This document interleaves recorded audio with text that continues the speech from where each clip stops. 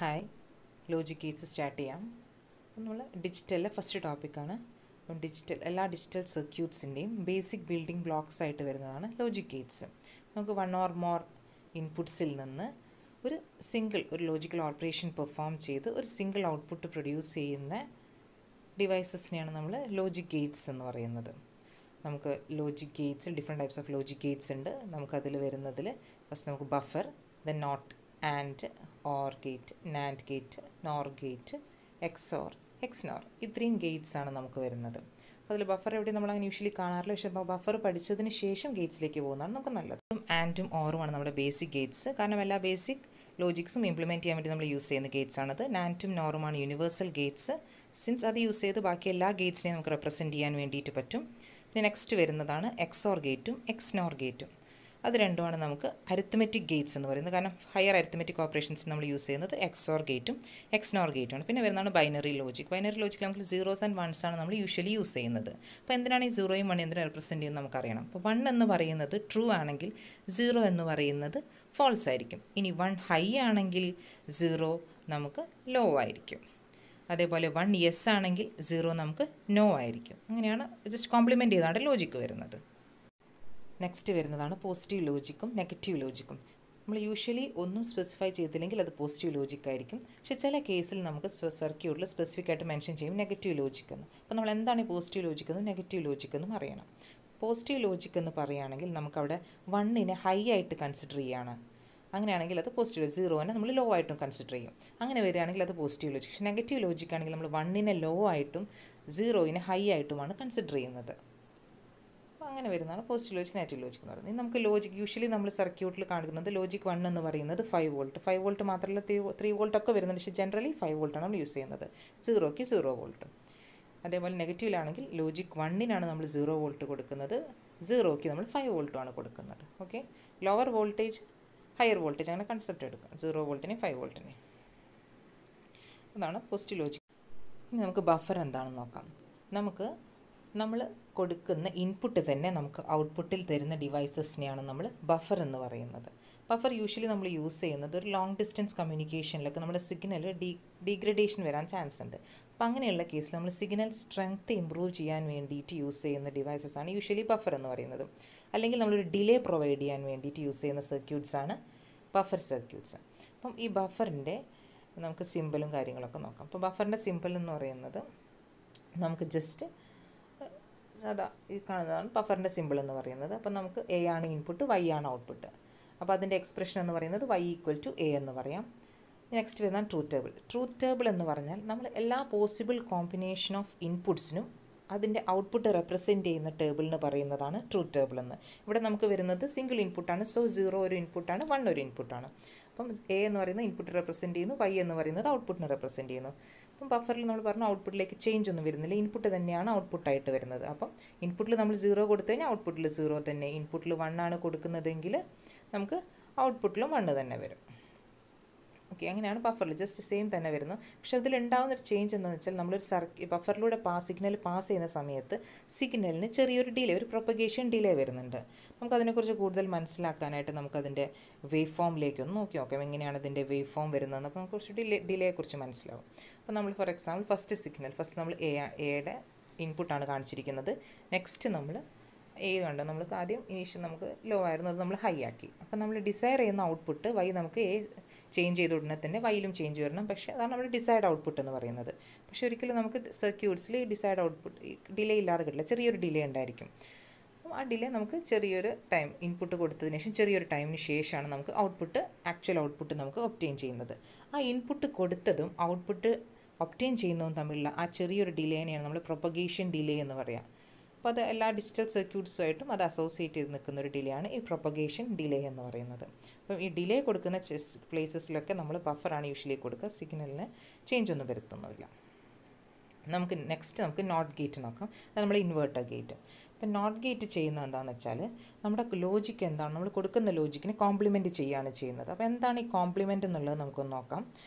അപ്പോൾ നമ്മൾ ഒരു സാമ്പിൾ സ്പേസ് കൺസിഡർ ചെയ്യാം. നമുക്ക് 1 2 3 4 5 എന്ന ജസ്റ്റ് ഒരു സെറ്റ് നമ്മൾ കൺസിഡർ ചെയ്തു. ഇനി നമ്മൾ എഴുതുകയാണ് എ എന്ന് പറയുന്ന സെറ്റ് 135, അതായത് ഓഡ് നമ്പേഴ്സാണ് അതിലത്തെ 135 എന്നാണെങ്കിൽ എ കോംപ്ലിമെൻ്റ് എന്ന് പറയുന്നത് ബാക്കി സെറ്റിൽ വരുന്ന എലിമെൻറ്റ്സ് ആണ് 2ഉം 4ഉം. അപ്പം ആ 2ഉം 4ഉം ആണ് എ കോംപ്ലിമെൻ്റ് എന്ന് പറയുന്നത്. ഓക്കെ, അപ്പം നമ്മുടെ കേസിൽ ബൈനറി ലോജിക്കിൽ നമുക്ക് വരുന്നത് 0ഉം 1ഉം ആണ്. അപ്പം 0യുടെ കോംപ്ലിമെൻ്റ് എന്ന് പറഞ്ഞു കഴിഞ്ഞാൽ സെറ്റിലുള്ളത് നെക്സ്റ്റ് എലിമെൻറ്റ് 1 ആണ്. അതേപോലെ 1ൻ്റെ കോംപ്ലിമെൻ്റ് എന്ന് പറയുന്നത് നമുക്ക് 0 ആണ്. അങ്ങനെ കൊടുക്കുന്ന ഇൻപുട്ടിൻ്റെ കോംപ്ലിമെൻ്റ് തരുന്ന സർക്യൂട്ടാണ് നമുക്ക് നോട്ട് ഗേറ്റ് എന്ന് പറയുന്നത്. നമ്മൾ കൊടുക്കുന്ന എന്താണോ അത് തരും. അപ്പോൾ നമ്മൾ ഈ നോട്ട് ഗേറ്റിൻ്റെ എൻഡിൽ നമുക്കൊരു ചെറിയ ബഫറിന് ശേഷം ഒരു ബബിൾ കൊടുക്കുന്നുണ്ട്. ആ ബബിൾ എപ്പോഴും നോട്ട് ഗേറ്റിൻ്റെ എക്സ്പ്രഷൻ നോക്കാം. y = a bar A compliment എന്ന് റെപ്രസെൻറ്റ് ചെയ്യാം. ഇനി നമുക്ക് ജസ്റ്റ് ബബിൾ നമ്മൾ പറഞ്ഞു, ബബിൾ ഏത് സർക്യൂട്ടിൽ കൊടുക്കുകയാണെങ്കിൽ ഇൻവേർഷനാണ് ഇംപ്ലൈ ചെയ്യുന്നത്. ഇനി നമുക്ക് ട്രൂത്ത് ടേബിളിലേക്ക് വരാം. ട്രൂത്ത് ടേബിൾ നമ്മൾ ഇൻപുട്ടിനെയും ഔട്ട്പുട്ടിനെയും ടേബിൾ ഫോമിൽ റെപ്രസെൻറ്റ് ചെയ്യുന്നതിനാണ് ട്രൂത്ത് ടേബിൾ എന്ന് പറയാം. അപ്പോൾ നമുക്ക് ഇൻപുട്ടായിട്ട് വരുന്നത് എ ആണ്, ഔട്ട്പുട്ട് എന്ന് പറയുന്നത് y ആണ്. അപ്പോൾ എക്ക് സിംഗിൾ ഇൻപുട്ടാണ്. അപ്പം 0ഉം 1ഉം ആണ് വരുന്ന വാല്യൂസ്. 0 ആവുന്ന സമയത്ത് 1 ഔട്ട്പുട്ട് കിട്ടും, 1 ആവുന്ന സമയത്ത് 0 ഔട്ട്പുട്ട് കിട്ടും. അതായത് കോംപ്ലിമെൻറ്റ് ചെയ്ത് വരുന്നതാണ് ഇൻപുട്ടും ഔട്ട്പുട്ടും തമ്മിൽ. നമുക്ക് അതിൻ്റെ വേവ് ഫോം ചെക്ക് ചെയ്യാം. എ എന്ന് പറയുന്നത് 0യിൽ നിന്ന് 1ലേക്ക് വന്നു ഇൻപുട്ട്. അപ്പോൾ ഔട്ട്പുട്ട് y എന്ന് പറയുന്നത് 1ൽ നിന്ന് 0യിലേക്ക് ഡിസൈഡ് ഔട്ട്പുട്ട്. അപ്പോൾ നമ്മൾ പറഞ്ഞു, പക്ഷേ സർക്യൂട്ടായിട്ട് എപ്പോഴും അസോസിയേറ്റ് ചെയ്തിട്ട് ചെറിയൊരു പ്രൊപ്പഗേഷൻ ഡിലേ ഉണ്ടായിരിക്കും. അപ്പോൾ ഒരു TPDക്ക് ശേഷം മാത്രമേ നമുക്ക് ആക്ച്വൽ ഔട്ട്പുട്ട് ഒബ്റ്റെയിൻ ചെയ്യാൻ വേണ്ടിയിട്ട് പറ്റുള്ളൂ. ഓക്കെ, ഡിസൈഡ് ഔട്ട്പുട്ടും ആക്ച്വൽ ഔട്ട്പുട്ട് നമ്മൾ ചെറിയൊരു ടൈം ഡിഫറൻസ് ഉണ്ടായിരിക്കും. നമുക്ക് വരുന്നത് കാസ്കേഡിംഗ് ഓഫ് ഇൻവേർട്ടേഴ്സ്. ഒന്നിൽ കൂടുതൽ ഇൻവേർട്ടേഴ്സ് നമ്മൾ ഒരുമിച്ച് കണക്ട് ചെയ്ത് കഴിഞ്ഞാൽ എങ്ങനെയാണ് വരിക എന്നുള്ളതാണ് നമ്മൾ നെക്സ്റ്റ് നോക്കുന്നത്. അപ്പം 2 ഇൻവേർട്ടേഴ്സാണ് നമ്മളിവിടെ കൊടുത്തിരിക്കുന്നത്. ഫസ്റ്റ് ഇൻവേർട്ടറിൻ്റെ ഇൻപുട്ടാണ് എ, അതിൻ്റെ ഔട്ട്പുട്ട് ബി. നെക്സ്റ്റ് ബി എന്ന് പറയുന്ന വേറൊരു ഗേറ്റിലേക്ക് ഇൻപുട്ട് കൊടുത്ത് ഔട്ട്പുട്ടാണ് y. അപ്പോൾ ടോട്ടൽ ഇതിൻ്റെ ഇൻപുട്ട് എന്ന് പറയുന്നത് എയും ഔട്ട്പുട്ട് എന്ന് പറയുന്നത് y ആണ്. അപ്പം b = a ബാർ എന്ന് എഴുതാം ഫസ്റ്റ് സർക്യൂട്ട് ഔട്ട്പുട്ടിന്. അപ്പം y = നമുക്ക് b ബാർ ആണ് വേണ്ടത്. b ബാർ എന്ന് പറഞ്ഞാൽ നമുക്ക് ഓൾറെഡി അറിയാം b എന്ന് പറയുന്നത് a ബാർ ആണ്. a ഡബിൾ ബാർ കൊടുത്തു കഴിഞ്ഞാൽ നമുക്ക് a എന്ന് കിട്ടും. ഓക്കെ, അപ്പോൾ y = a തന്നെ കിട്ടി. അപ്പം നമുക്ക് കൊടുത്ത ഇൻപുട്ട് തന്നെയാണ് ഔട്ട്പുട്ടായിട്ട് നമുക്ക് ഒബ്റ്റെയിൻ ചെയ്യുന്നത്.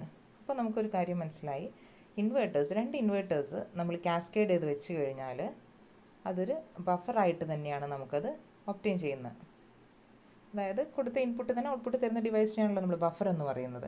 അപ്പം കാസ്കേഡിങ് ചെയ്യുന്ന സമയത്ത് 2 ഇൻവേർട്ടേഴ്സ് അല്ലെങ്കിൽ 4 ഇൻവേർട്ടേഴ്സ് അങ്ങനെ വരികയാണെങ്കിൽ നമുക്കത് ചെയ്യുന്നത് ബഫറായിട്ട് തന്നെയാണ് ആക്ട് ചെയ്യുന്നത്. പക്ഷേ ഏതിനോടും അസോസിയേറ്റ് ചെയ്തിട്ട് ഡിലേ ഉണ്ടായിരിക്കും. അപ്പോൾ 2 ഇൻവേർട്ടേഴ്സ് വന്നിട്ടുണ്ടെങ്കിൽ നമുക്ക് 2 പ്രൊപ്പഗേഷൻ ഡിലേ ഉണ്ടായിരിക്കും. അപ്പോൾ കാസ്കേഡിങ് വരുന്ന സമയത്ത് പ്രൊപ്പഗേഷൻ ഡിലേ ആഡപ്പ് ചെയ്തിട്ട് വരും. നമുക്ക് വേവ് ഫോമിൽ നോക്കാം.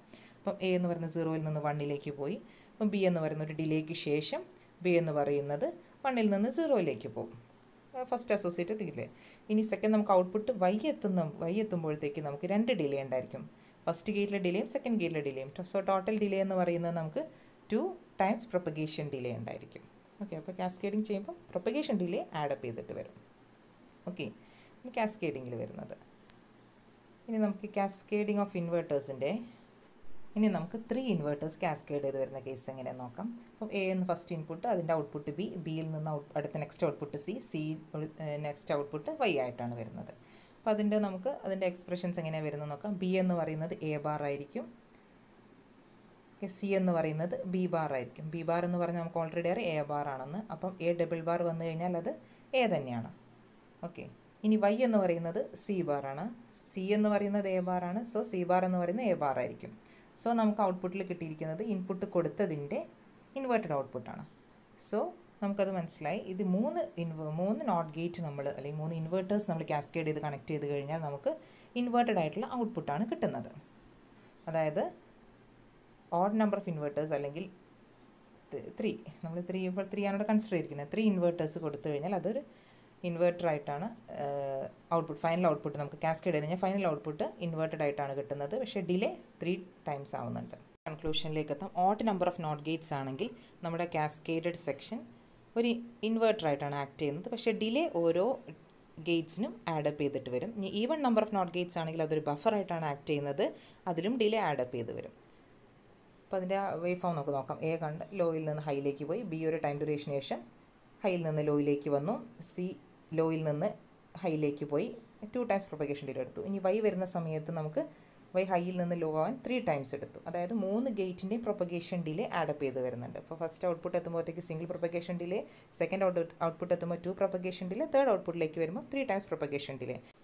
നമുക്ക് കൺക്ലൂഡ് ചെയ്യാൻ വേണ്ടിയിട്ട് ഇപ്പോൾ നോട്ട് ഗേറ്റ്സ് കാസ്കേഡ് ചെയ്ത് കണക്ട് ചെയ്യുന്ന സമയത്ത് നമുക്ക് ഓഡ് നമ്പർ ഓഫ് ഗേറ്റ്സ് ആണെങ്കിലും ഈവൺ നമ്പർ ഓഫ് ഗേറ്റ്സ് ആണെങ്കിലും ഡിലേ ആഡപ്പ് ചെയ്തിട്ട് വരും. പക്ഷെ രണ്ടിൻ്റെയും ഔട്ട്പുട്ടിൽ വേരിയേഷൻസ് വരുന്നുണ്ട്. ഇത്രയാണ് കാസ്കേഡിംഗ് ഓഫ് ഇൻവെർട്ടേഴ്സ്. നമുക്ക് വേറൊരു സെക്ഷനുമായിട്ട് നെക്സ്റ്റ് വീഡിയോയിൽ കാണാം. Thank you for watching.